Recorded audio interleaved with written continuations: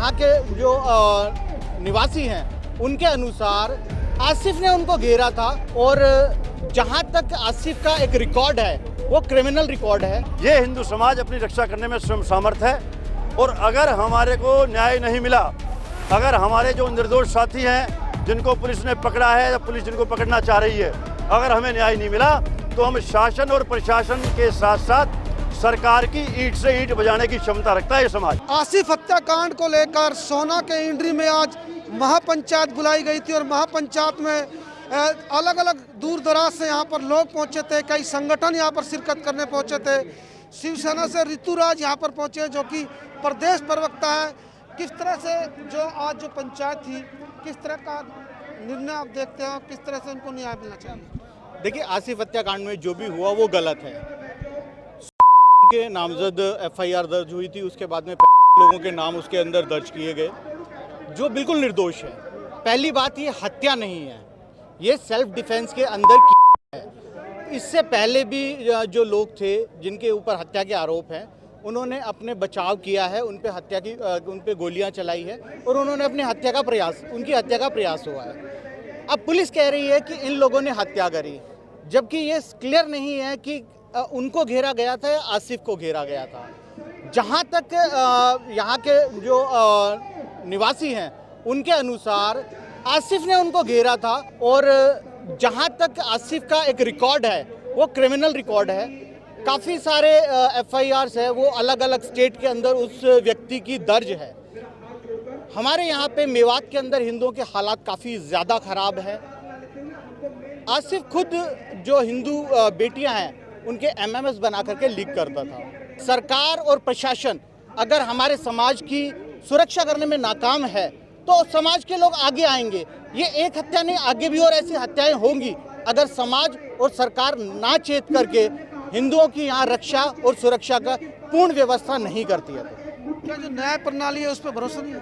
नहीं, हम ये नहीं कहते कि न्याय प्रणाली पे भरोसा नहीं है, लेकिन न्याय प्रणाली जो भी है कभी भी अगर चलती है तो सरकार के आदेशों पे चलती है।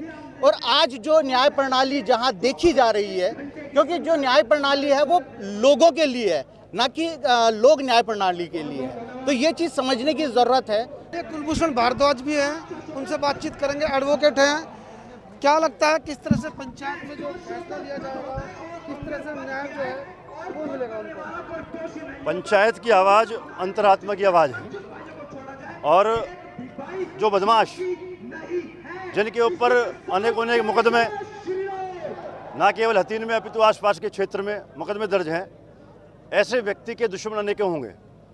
मुझे नहीं लगता कि जो हमारे साथी जिनके ऊपर नामजद एफआईआर दर्ज हुई है उन्होंने इनकी हत्या की है। पता नहीं कौन इनकी हत्या करके गया है, लेकिन मैं ये कह सकता हूँ कि शासन और प्रशासन मेवात का उस पर निश्चित रूप से मुस्लिम समाज का दबाव है, जो यहाँ के विधायक हैं उनका दबाव है। और दुर्भाग्य ये है कि इस मेवात के अंदर हिंदू समाज की पैरवी करने के लिए, हिंदू समाज का प्रतिनिधित्व करने के लिए, हिंदू समाज की बात को कहने के लिए हमारा कोई विधायक नहीं है।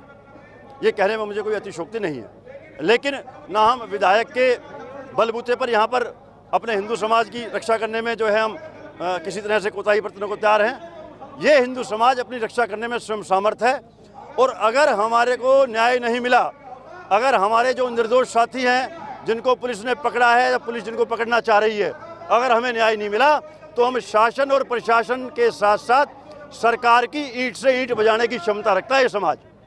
और ये ना भूलें, ये सरकारें ना भूलें, इसी हिंदू समाज की बदौलत ये सरकार चल रही है, ये सरकार बनी है। अगर इन्होंने हमारे साथ न्याय नहीं किया तो आने वाले चुनाव के अंदर उसका परिणाम भी इन लोगों को भुगतना पड़ेगा। ये आपके चैनल के माध्यम से हम इनको सीधी चेतावनी देते हैं। बिल्कुल, चलिए कुछ और गौतम सैनी भी हमारे साथ मौजूद है, चलिए इनसे बात करते हैं। गौतम, क्या कहेंगे, पंचायत में पहुंचे तो किस तरह का सुझाव आपने दिया? पंचायत में पहुंचने में हमें देखा हमने कि यहाँ पर जो भी उसकी हत्या क्या है और ये होना भी चाहिए। अगर हमारी हिंदू बहनों बेटियों के साथ कोई अत्याचार करता है तो हमें कहीं ना कहीं शस्त्र और अस्त्र उठाने पड़ेंगे। हम इनका समर्थन करते हैं, जो भी हुआ वह बहुत अच्छा हुआ। और जो भी कोई अन्य लोग हैं जिनको फंसाया जा रहा है प्रशासन, उसको ऐसा ना फंसाए, क्योंकि अगर सरकार हम बना सकते हैं तो सरकार हम गिरा भी सकते हैं। जय श्री राम। चलिए कुछ और लोगों से बातचीत करेंगे जो पंचायत में यहाँ पर पहुंचे थे।